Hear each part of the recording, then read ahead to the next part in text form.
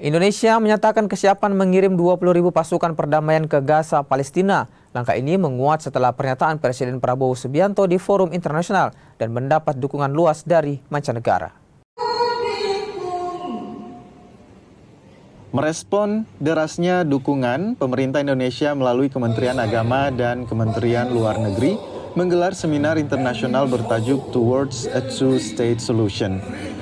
Peran kunci Presiden Prabowo Subianto dalam mewujudkan perdamaian di Gaza yang digelar di kampus UIN Alauddin Makassar. Ini disampaikan Menteri Agama Nazaruddin Umar saat menghadiri pertemuan dengan sejumlah diplomat dan jurnalis asal Palestina.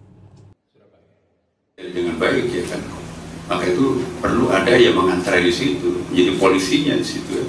United Nations perlu terlibat di situ. Nah, kami insya Allah untuk pertama ini di seminar kita itu dibagi 4 sesi ya.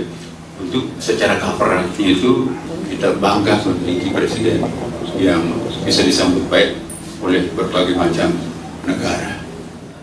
Wakil Menteri Luar Negeri Anies Mata bilang dukungan Indonesia terhadap Palestina merupakan bagian dari utang sejarah sejak era Presiden Soekarno. Rencana pengiriman 20.000 pasukan perdamaian ke jalur Gaza, Palestina setelah kondisi eskalasi konflik Gaza berubah menjadi krisis kemanusiaan global. Pasukan yang akan dikirim didominasi tim dokter dan tim Zeni dari TNI. Dukungan Indonesia kepada Palestina ini adalah dukungan yang dasarnya datang dari amanat konstitusi kita. Juga datang dari kesadaran kita bahwa ini adalah kewajiban agama dan tentu saja yang sekarang lebih penting ini adalah kewajiban kemanusiaan.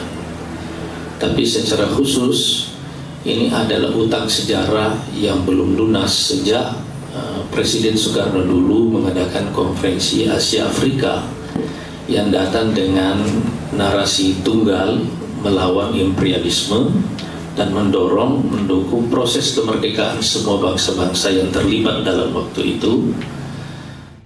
Bentuk mandat dan mekanisme pasukan perdamaian masih dalam negosiasi di PBB, namun sikap Indonesia siap berkontribusi nyata untuk perdamaian di Gaza.